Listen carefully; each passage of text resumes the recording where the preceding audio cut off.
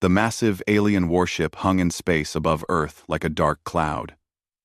Inside the council chamber, Ambassador Ji-woo stood alone, surrounded by dozens of alien representatives. Their forms varied wildly. Some had scales, others had fur, and a few seemed to be made of pure energy. But they all shared one thing. They looked at her with contempt. "Your species has been given a generous offer," said Commander Vex Thor, his three eyes blinking independently. His voice came through the translator as cold and mechanical. "Surrender 80% of your resources. Allow our administrators to govern your world. In return, we will educate you in the ways of civilization." Ji-woo kept her voice steady, though her hands trembled slightly. "My people have built our own civilization. We have art, music, literature, and laws. We govern ourselves peacefully. We ask only to be left alone." The chamber erupted in what the translator interpreted as laughter. Some aliens made clicking sounds, others released strange odors, and a few flashed different colors. Vex Thor raised one of his forearms, and silence fell. "You call yourselves civilized?" His tone dripped with mockery. "You still wage wars among your own kind. Your planet is divided into competing nations. You eat dead animals. You are barely more than primitives who stumbled onto faster-than-light travel by accident." Ji-woo felt her face grow hot. "We may have conflicts, but we are learning. We are growing.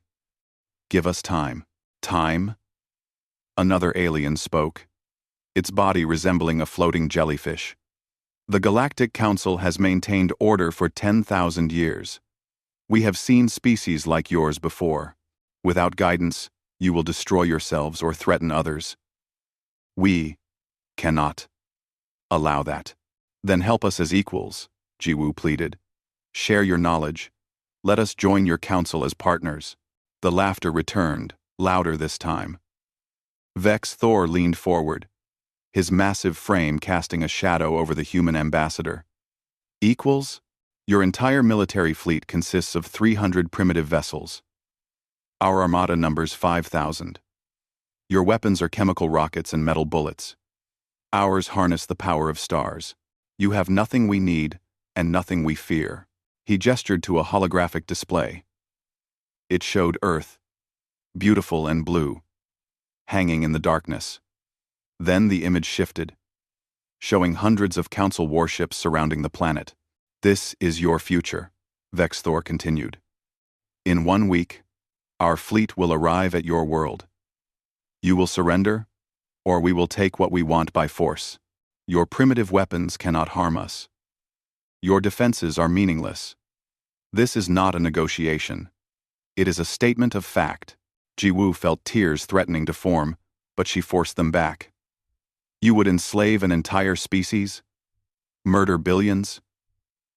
Resources you claim to have in abundance?" "Not enslave," the jellyfish alien said, almost kindly. "Educate, guide, protect you from yourselves. Many species resisted at first. Now they thank us. In a few generations, humanity will look back on this day and understand we did you a favor. And if we refuse to see it that way?" Vex Thor's mouth split into what might have been a smile. "Then you will be removed. The galaxy has no place for dangerous children playing with fire. We have been patient. We monitored your species for 50 years, hoping you would mature. Instead, you build more weapons. You prepare for wars among yourselves. You even discuss attacking us first, though you cannot hope to win." Ji-woo's eyes widened. They had been listening, watching. Of course they had. "If you knew we were afraid, why did you wait? To see if fear would make you wise. It did not, so now we act." Vex Thor turned away, dismissing her with a gesture. "Return to your world, Ambassador. Tell your leaders they have 1 week. Surrender peacefully, and most of your people will live normal lives under our protection. Resist, and we will demonstrate why the Council has ruled unopposed for so long." The journey back to Earth took 3 days. Jiwoo spent most of it in her quarters, staring at the stars, wondering if this was the end of humanity's brief journey into space. When her ship finally entered Earth's atmosphere, she saw military vessels everywhere. Fighter jets screamed overhead. Orbital platforms bristled with weapons. It all looked so powerful from down here. But she had seen what was coming. At Earth Defense Command, she delivered her report to a room full of grim-faced officials. Admiral Dae-hyun sat at the head of the table, his weathered face showing no emotion as she spoke. When she finished, silence hung heavy in the air. "So they give us no choice," Dae-hyun finally said. It was not a question. "No choice at all," Jiwoo confirmed. "I am sorry. I failed." "You did not fail," said Hyojin, the young strategist sitting to the admiral's right. "You learned what we needed to know. They are arrogant. They think we are helpless. That gives us an advantage." "Advantage?" Jiwoo stared at her. "They have 5,000 warships. We have 300. They have weapons we cannot even understand. What advantage do we possibly have?" Hyojin stood and walked to the holographic display. She brought up images of the Council fleet, of their ships, their weapons, their formations. "They have not fought a real war in 1,000 years. They expect us to surrender or die quickly. They do not know what humans do when cornered." Dae-hyun leaned forward. "What are you proposing?" "Everything," Hyojin said quietly. "We use everything. Every weapon. Every tactic. Every dirty trick we have ever invented in 10,000 years of human warfare. The Council thinks we are primitive. Let us show them exactly how primitive humans can be when they fight for survival." In quote. "If you ard from never with not." The room erupted in arguments. Some called her insane. Others said it was suicide. But Dae-hyun raised his hand, and silence fell. "We have 1 week," he said. "Start planning." The Council Armada emerged from faster-than-light travel at the edge of Earth's solar system. 5,000 warships appeared in perfect formation, their hulls gleaming with energy shields that could withstand the heat of stars. Commander Vex Thor stood on his flagship's bridge, watching the primitive planet on his screens. Around him, his crew worked calmly, confident in their overwhelming superiority. "Scan for their fleet," Vex Thor ordered. "Nothing detected, Commander," replied his sensor officer. "The asteroid belt shows unusual readings, but no ships." Vex Thor's 3 eyes narrowed. "Unusual how?" "Metal deposits, energy signatures. But scattered randomly throughout the belt. Probably mining operations or sensor stations." "Cowards," Vex Thor muttered. "They hide behind their planet, hoping we will show mercy." He activated the communication channel. "Attention, Earth. This is your final warning. Power down your defenses and prepare for occupation. You have 1 hour." Silence answered him. On Earth, Admiral Dae-hyun sat in the command center, watching the alien fleet on his own screens. Around him, officers waited tensely. Hyojin stood beside him, her face pale but determined. "They have stopped at the belt, just as we predicted," she said quietly. Dae-hyun allowed himself a thin smile. "Good. Min-seo, are your pilots ready?" In orbit above Earth, fighter pilot Min-seo checked her instruments one final time. Around her, 300 small fighter craft floated in the shadow of the moon, invisible to the Council's sensors. Each fighter was tiny compared to the massive alien warships. Each carried only basic weapons and armor. But each pilot knew exactly what to do. "All pilots ready, Admiral," Min-seo reported. Her hands were steady on the controls, though her heart raced. "Waiting for your order." "Not yet," Dae-hyun said. "Let them get closer." The Council fleet began moving inward, their formation tight and orderly. They passed Mars without incident. They approached the asteroid belt with contempt, clear in their casual speed. Why should they fear rocks? "Now," Dae-hyun said quietly, the asteroid belt exploded into action. What the Council had thought were mining stations suddenly revealed themselves as hidden weapons platforms. Hundreds of railguns, buried in hollowed-out asteroids, opened fire simultaneously. The weapons were simple, almost primitive by galactic standards. They used magnetic acceleration to launch chunks of metal at incredible speeds. No energy shields, no exotic particles, just solid metal moving at a fraction of light speed. The Council's energy shields were designed to deflect plasma and laser weapons. They worked perfectly against those. But the kinetic projectiles punched through them, like they were not even there. The first volley destroyed 200 ships in seconds. The alien vessels simply shattered, their shields useless against the raw physics of mass times velocity. "Impossible!" Vex Thor shouted. "Return fire! Destroy those platforms!"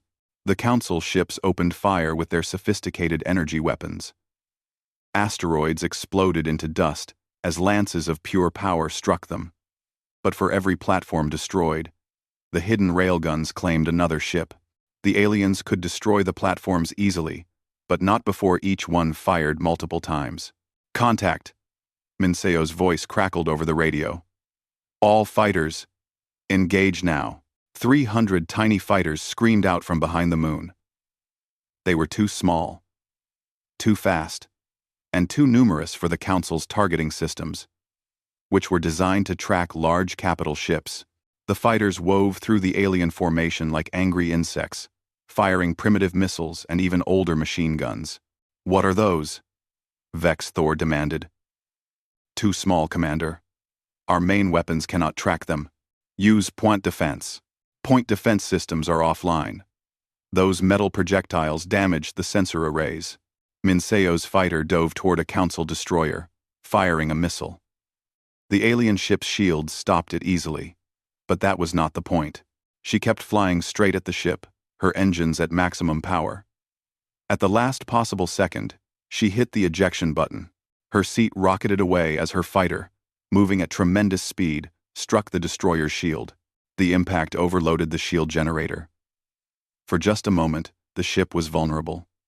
In that moment, 20 other fighters fired missiles at the same spot. The destroyer exploded in a ball of fire. All around the battlefield, human fighters repeated the tactic. It was insane. It was wasteful. It was completely unexpected. The Council had never seen anyone willing to sacrifice their vehicles just for a momentary advantage. They did not understand that the pilots ejected and that recovery ships were already moving to pick them up. "They are ramming us!" an alien officer screamed. "They are committing suicide." "No," Vex Thor realized with growing horror. "They are using their fighters as weapons. They eject before impact. This is not suicide. This is a tactic." Commander Tae-Yang watched from his marine transport as the battle raged. His mission was different. While the fighters caused chaos, his teams had a specific target. Several Council ships had been disabled by the railgun strikes, their crews still alive but helpless. "Board those ships," Tae-Yang ordered. "Take them quickly."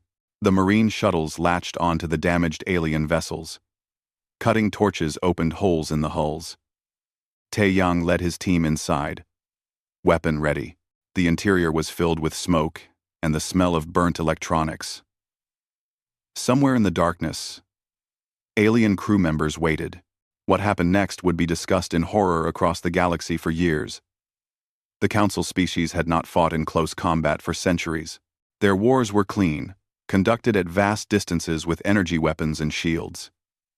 They had protocols, rules, civilized ways of accepting surrender. Humans had no such limitations. Tae-Yang's Marines moved through the ship like wolves, using grenades, shotguns, knives, and even their bare hands. The aliens, used to polite warfare, were overwhelmed by the sheer brutality. Within minutes, the Marine teams had captured 3 disabled ships and taken hundreds of prisoners. On his flagship, Vex Thor watched his fleet disintegrate. The Council had not lost that many vessels in the past 1,000 years combined. His perfect formation was in chaos. His crews were panicking. And worst of all, he did not understand how this had happened. "Retreat," he finally ordered, the word bitter on his tongue.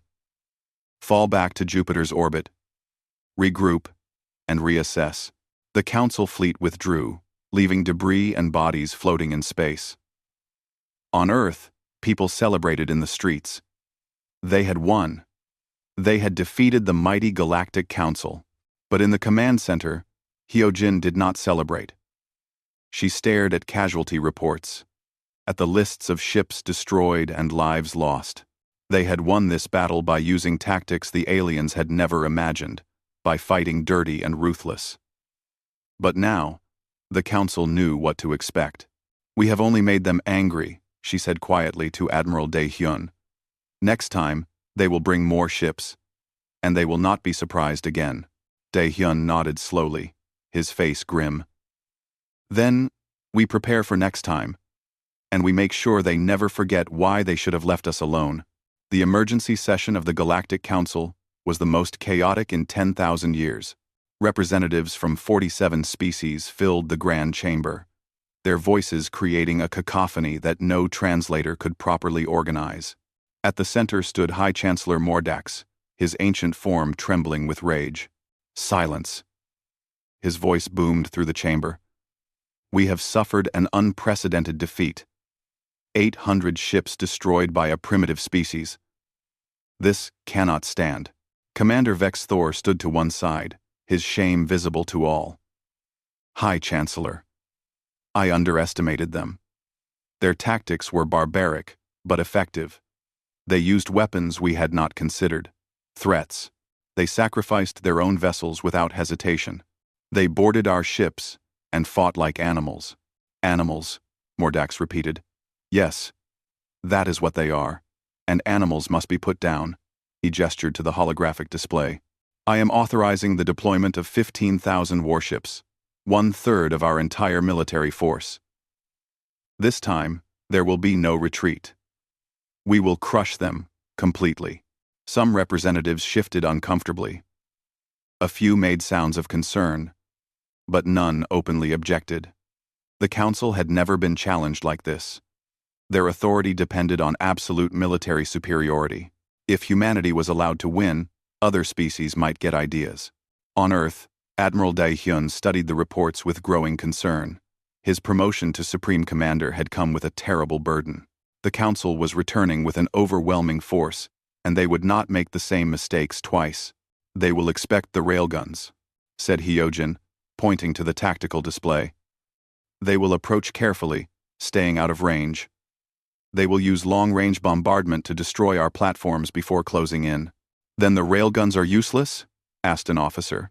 Not useless, Hyojin replied. Just not enough. We need something they have never seen before. In a secure facility deep underground, Bo-ra worked at her computer terminal. They were humanity's best cyber warfare experts, and they had been given an impossible task: hack into alien computer systems that used completely different technology and programming languages. It should not work, Bo-ra muttered to herself. Their systems are based on quantum computing. Ours are still binary. The languages are incompatible. The encryption is beyond anything we have ever seen. But Bo-ra had something the aliens did not expect. She had access to the 3 ships that Commander Taeyang's Marines had captured. She had living computer systems to study, to probe, to slowly understand. And she had discovered something interesting. The Council species had not fought a cyber war in so long that their security was outdated. They had powerful defenses against external attacks, but almost nothing protecting against internal corruption. If we cannot hack in from outside, she told her team, we send something in. That looks like it belongs there. In another facility, Engineer Junji supervised the dismantling of captured Council weapons. His teams worked carefully, documenting everything. The alien technology was far more advanced than anything humans had created. But it was not magical. It followed rules, used physics, consumed power. Can we copy it? Dae-hyun asked during an inspection visit. Copy? No, sir, Junji replied honestly. We do not have the materials or the understanding. But adapt? Maybe. Their energy weapons use a lot of power. If we can build something that drains that power quickly, we can disable their ships without destroying them. How long? 3 weeks. Maybe 4. You have 2, Dae-hyun said. They will be here before that. The Council fleet arrived exactly when predicted. 15,000 ships emerged from faster-than-light travel, their formation spanning millions of kilometers. This time, they did not stop at the asteroid belt. They remained at extreme range and began bombardment with long-range weapons. The railgun platforms in the asteroid belt exploded one by one under the precise fire. Earth's orbital defenses followed. The alien weapons, firing from a distance where humanity could not effectively return fire, methodically destroyed every installation they could detect. They learned, Dae-hyun said grimly, watching the destruction. They are staying out of range. Good, replied Hyojin. Bo-ra, are you ready? In her underground facility, Bo-ra pressed a button. Launching now. What appeared to be a normal communications satellite lifted off from Earth. The Council sensors detected it, analyzed it, and dismissed it as irrelevant. Just another primitive device. Probably trying to send a desperate plea for mercy. The satellite drifted toward the alien fleet, broadcasting the standard surrender codes it had copied from captured Council vessels. When it came within range of the fleet's network, it uploaded its payload.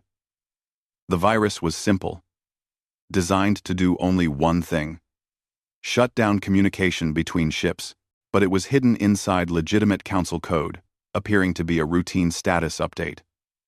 The quantum computers accepted it without question. Suddenly, the Council fleet went dark. Ship-to-ship communications failed. Coordination disappeared. 15,000 warships became 15,000 individual vessels, each acting on its own last orders. Now! Earth's remaining fleet, hidden on the far side of the moon, emerged at full speed. They were still outnumbered 50-1, but the enemy could not coordinate. Human ships dove into the confused alien formation, targeting communication arrays and command ships. Min Seo led her fighter squadron again, but this time with a new weapon. Junji's teams had created electromagnetic pulse missiles using adapted alien technology. They were crude and unstable, but they worked. When Min Seo's fighters launched them at Council ships, the pulses overloaded power systems, leaving vessels dead in space. Commander Taeyong's Marines had a new mission too. They did not just board disabled ships anymore. They targeted specific vessels, captured them, and turned their weapons against the fleet. Soon, Council ships were destroying each other, unable to tell friend from foe. High Chancellor Mordox watched in growing horror from his flagship. This is impossible. How are they doing this? The virus, Chancellor, his communication officer reported. It is in our network. It is spreading. We cannot stop it. Then shut down the network entirely. If we do that, we lose all coordination permanently. Mordax realized the trap. Stay connected, and the virus spreads. Disconnect, and become helpless individuals. Either way, humanity had turned the Council's greatest strength into weakness. A human destroyer, badly damaged and venting atmosphere, suddenly changed course. It accelerated toward Mordax's flagship at maximum speed. The Council ship's defenses opened fire, but the human vessel did not try to evade. It simply charged forward, taking hit after hit. It is going to ram us, someone shouted. All power to forward shields, Mordox ordered. The human ship struck the flagship's shields with tremendous force. The shields held, but barely. Alarms screamed throughout the vessel. Then, the human ship's reactor overloaded, and the explosion finally broke through. Mordox felt the deck lurch beneath him. Emergency systems activated, but it was too late. The ancient High Chancellor, who had ruled the Council for 300 years, died when his bridge decompressed into space. The battle continued for 6 more hours. When it finally ended, the Council had lost 7,000 ships. 7,000. The fleet that remained was in complete disarray, its communication systems infected beyond repair, its command structure shattered. Admiral Daehyun received the surrender request personally. A council captain, speaking on behalf of the surviving fleet, asked for terms. Terms? Daehyun said coldly. You came to conquer us. You came to enslave us. Now you ask for terms? Please, the captain said. We were following orders. Many of us never wanted this war. Daehyun looked at Hyojin. She was staring at reports of human casualties. Thousands dead. Entire ships destroyed. Cities damaged by debris. The weight of her strategies, her plans, her brutal tactics showed clearly on her face. Let them go, she said quietly. Take their weapons. Take their faster-than-light drives. Send them home on slow sublight engines. Let them drift back to their worlds and tell everyone what happened when they tried to conquer humanity. Daehyun nodded. Do it.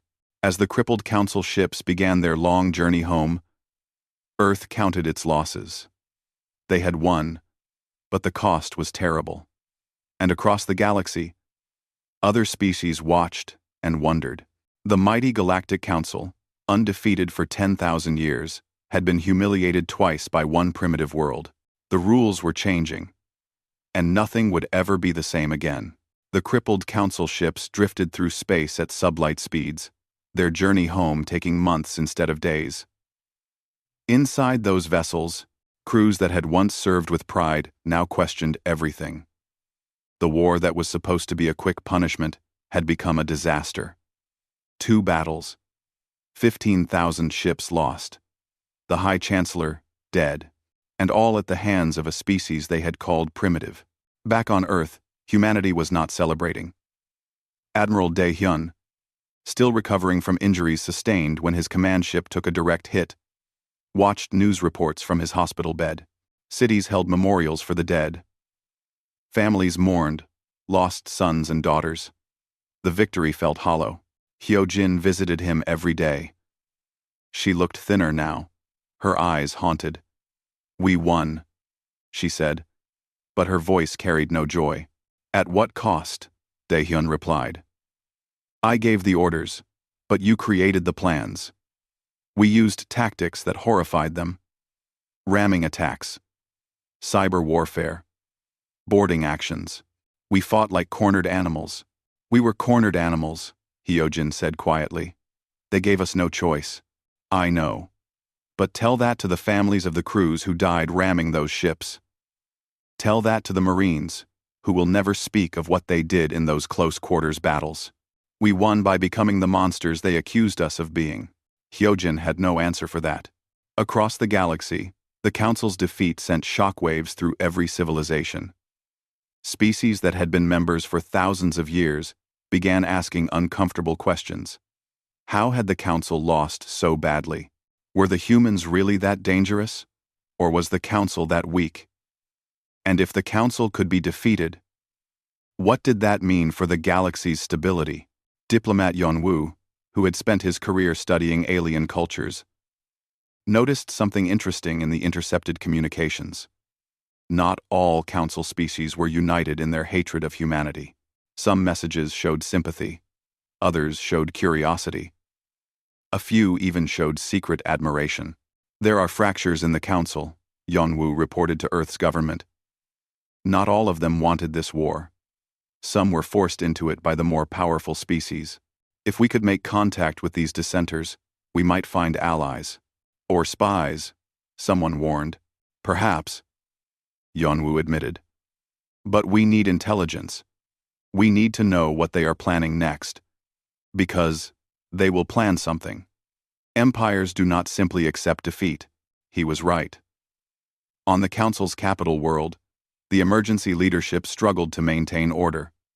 With High Chancellor Mordax dead, the various species argued about who should lead.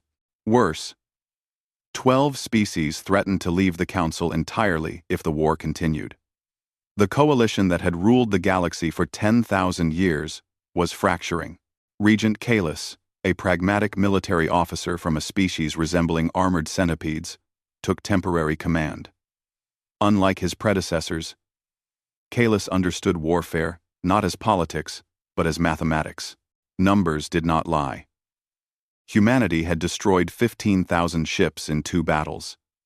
They had done so using inferior technology through superior tactics. Continuing the war would require either genocide or acceptance of unacceptable losses. We have 3 options, Kalis told the assembled representatives. First, we escalate to total war. Destroy Earth completely, kill every human.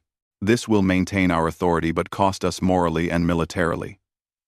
Second, we negotiate peace and accept them as equals. This costs us pride, but preserves stability. Third, we continue as before with limited strikes, and they continue to humiliate us. They must be punished, insisted one representative. Why? Kalis asked bluntly. Because they defended themselves? Because they are barbaric. They are effective. Kalis corrected. We called them barbaric because they fought differently than we do. But we attacked them. We threatened them with slavery. By our own laws, they had the right to defend themselves by any means necessary. The chamber erupted in argument.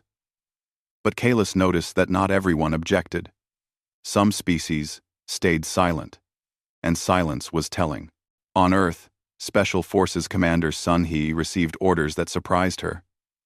Instead of defending, humanity was going on offense. Her teams would raid Council supply lines, hitting vulnerable cargo vessels and support stations far from the main fleet. Are we not at peace? Sun He asked Hyojin. There is no peace, Hyojin replied. There is only the pause before they attack again. We need to show them that we can hurt them anywhere, anytime. We need to make the cost of war too high to accept. Sun He understood. Her teams had trained for this. Small groups, moving fast, hitting hard, disappearing before the enemy could respond. It was asymmetric warfare. The kind that frustrated conventional militaries. The kind that humanity had perfected over centuries of conflict. The raids began within weeks. Sun He's teams used captured Council faster than light drives to reach deep into enemy territory. They hit supply depots, destroying fuel and ammunition.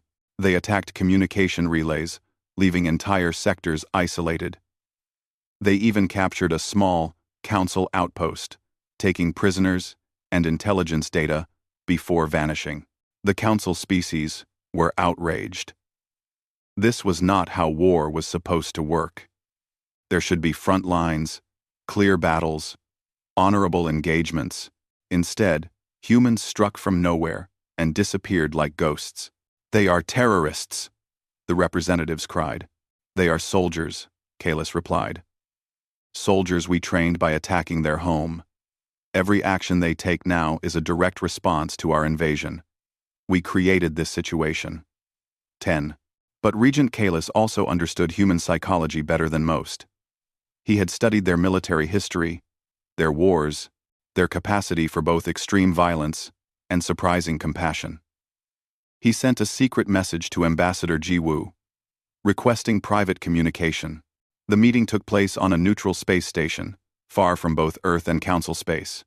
Jiwoo arrived with guards but also with hope. Kalis brought only a small delegation. We cannot continue this war, Kalis said without preamble. You cannot win completely, and we cannot afford to lose further. But my government will not accept surrender. They demand terms that maintain our authority. Then we have nothing to discuss, Jiwoo replied. We will not submit to slavery with prettier words. What if there was another option? Kalis asked. What if humanity joined the Council? Not as subjects, but as members. You would have equal representation, equal rights, equal access to our technology, and trade networks. Jiwoo studied him carefully. And in exchange, stop the raids, stop making us look weak. Help us rebuild the Council's authority by showing that integration is possible. Some of our member species were conquered and absorbed against their will. They are watching your rebellion with great interest. If they see that cooperation leads to equality, perhaps they will remain with us. And if we refuse? Kalis's expression was hard to read through the translation software, but his tone was clear. Then, This war continues until one of us is destroyed completely. I am offering you what you wanted, recognition as equals. But if you push for total victory, you will force us into total war, and that war will destroy both our civilizations. Ji-woo thought of Admiral Dae-hyun, recovering from his wounds. She thought of Hyojin, haunted by the tactics she had designed. And she thought of Sun Hee's raiders, young soldiers who had become very good at destroying things but who deserved better than to spend their lives as guerrilla fighters. I will take your proposal to my government, she said finally. But I promise nothing. Back on Earth, the proposal sparked intense debate. Some demanded total victory. Others were tired of war. Admiral Dae-hyun, now recovered enough to attend meetings, listened to all sides before speaking. I am a soldier, he said. I know how to fight. But I also know that the best victory is the one where you do not have to fight at all. If they are offering us what we wanted, if they are acknowledging us as equals, then we have already won the only war that mattered. The war for recognition. But can we trust them? Someone asked. Hyojin, who had been silent throughout the debate, finally spoke. No. We cannot trust them completely. But we can verify. We can demand proof. We can insist on terms that protect us.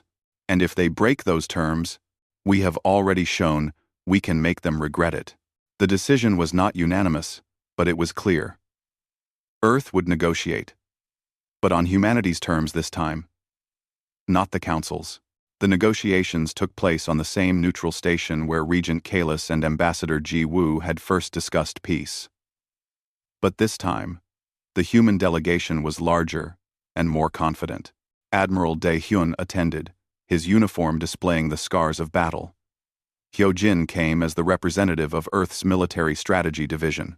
Diplomat Yeon-woo served as the expert on council politics, and Ji-woo led them all.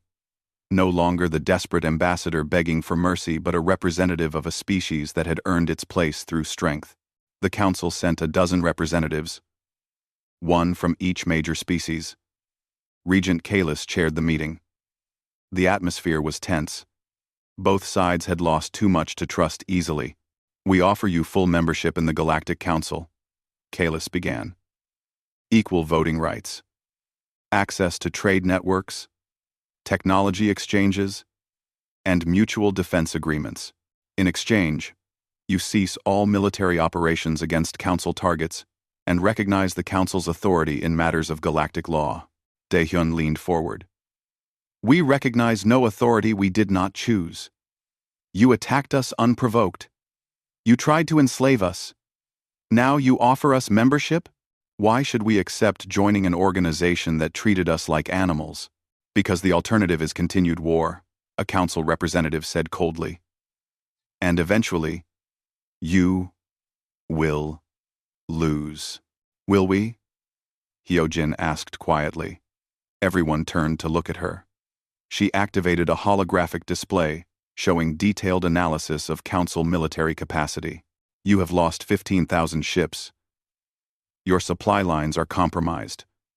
12 of your member species are threatening to leave. Your authority is crumbling. How much more can you afford to lose before other species start rebelling? The council representatives shifted uncomfortably. The analysis was accurate, and they knew it. You are bleeding politically, Hyojin continued. Every day this war continues, you look weaker. Every raid we conduct, every supply ship we capture, every small victory we achieve, tells the galaxy that the Council is not invincible. You need peace more than we do. Perhaps, Kalis admitted. But you also need resources we have. Medical technology, agricultural advances, faster than light communication. You have won battles, but you remain isolated. Join us, and you gain access to 10,000 years of accumulated knowledge. Knowledge you plan to use to control us, Dae-hyun said. Knowledge we plan to share, in exchange for compliance, Kalis corrected. The method was wrong. I acknowledge that. But the goal was integration, not destruction. Some of my predecessors forgot the difference. Jiwoo studied the council representatives carefully. You say you offer equality. Prove it. We want our own council seat. We want veto power over any decisions affecting humanity. We want military autonomy. And we want technology transfers, not as gifts, but as equal exchanges. Impossible. Several representatives objected. Why? Jiwoo asked.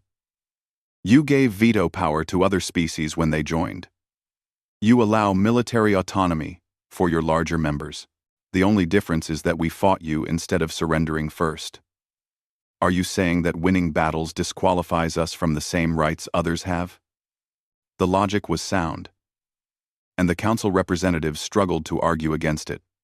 After hours of debate, Kalis called for a private council discussion. The human delegation waited in a separate room. They will refuse, predicted one of the human aides. They cannot accept us as equals after we humiliated them. But Yongwoo disagreed. They are politicians. They care more about survival than pride. If accepting our terms allows them to save face and rebuild authority, they will accept. End quote. When R1 prives, he was partially right. When the council representatives returned, they had a counteroffer.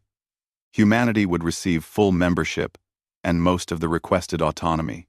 But instead of immediate veto power, they would have a provisional period of 10 years to prove they could work within council frameworks. And one more condition, Kalis added. You must agree to the establishment of a Galactic War Crimes Tribunal. This tribunal will investigate atrocities committed by all sides during this war, both council forces and human forces. The room went silent. Hyojin felt her blood run cold. A tribunal meant investigations. It meant examining the tactics she had designed. The ramming attacks. The cyber warfare. The brutal boarding actions. Everything that had won the war but had also haunted her dreams. We accept, Jiwoo said before anyone could object. Daehyun stared at her.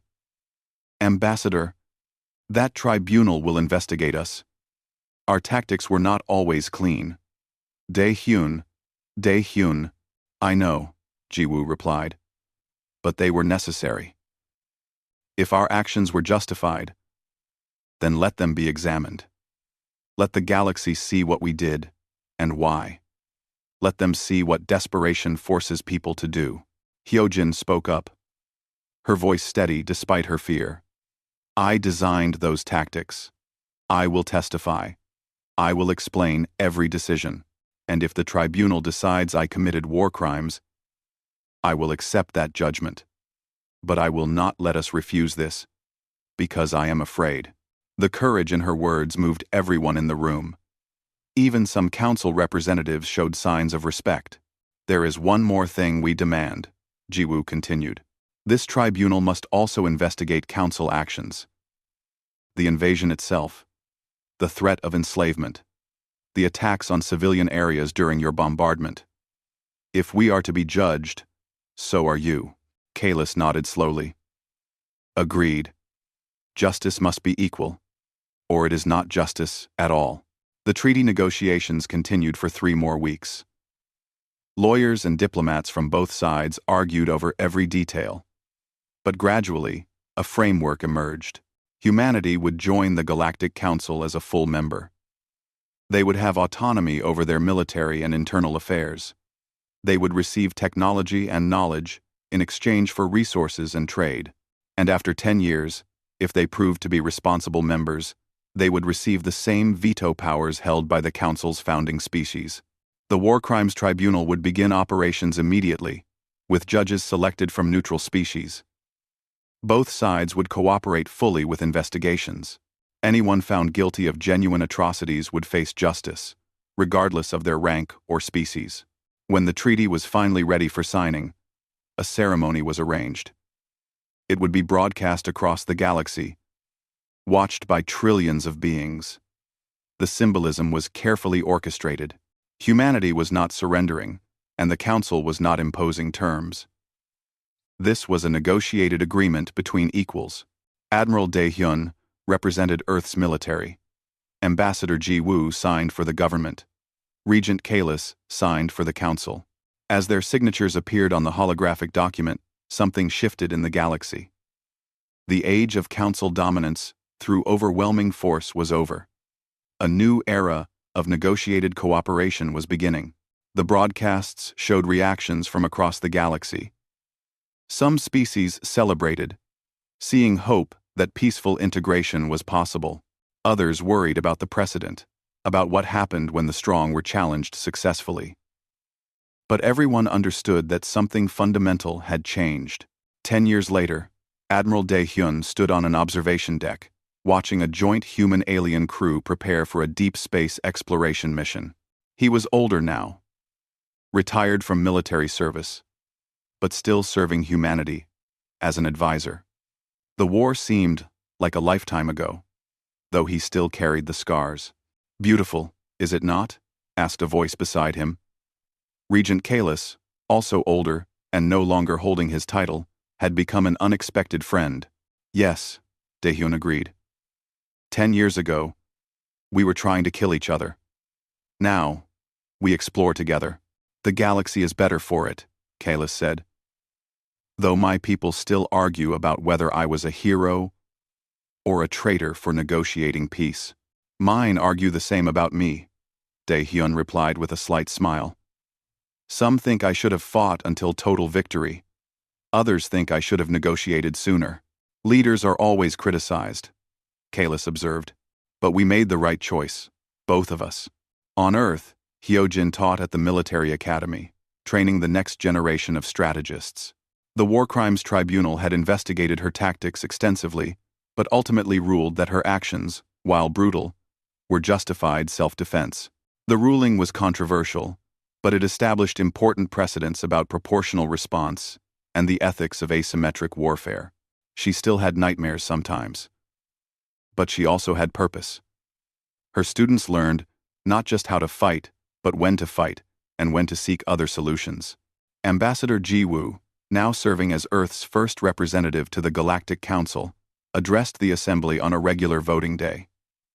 The issue was minor, something about trade regulations, but her presence was significant.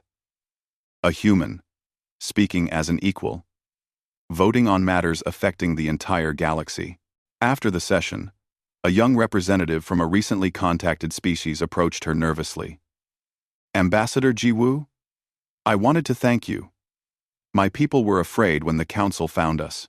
We thought we would be forced to join, to surrender our autonomy. But because of what humanity did, the council now offers membership instead of demanding it. You changed the galaxy for us." Ji Woo smiled. "We did not do it alone. We had help, and we paid a price. But yes, I suppose we changed some things." That evening, as she looked out at the stars from her quarters on the council station, Ji Woo thought about the journey. From desperate ambassador begging for mercy to equal representative, from victims of aggression to respected members of galactic society. The cost had been terrible. Thousands had died. 2 civilizations had nearly destroyed each other. But they had found a way forward, together. The galaxy had learned an important lesson. Power was not just about ships and weapons. It was about will, about adaptability, about refusing to surrender when cornered. The Galactic Council had learned this the tough way, through defeat and humiliation. But they had also learned something more important. That former enemies could become allies. That peace through strength was better than peace through submission, and that the galaxy was big enough for many different kinds of civilizations to coexist. Humanity had taught them that. Not with speeches or diplomacy alone, but with courage, sacrifice, and the absolute refusal to be enslaved. And in teaching that lesson, humanity had earned something more valuable than victory. They had earned respect.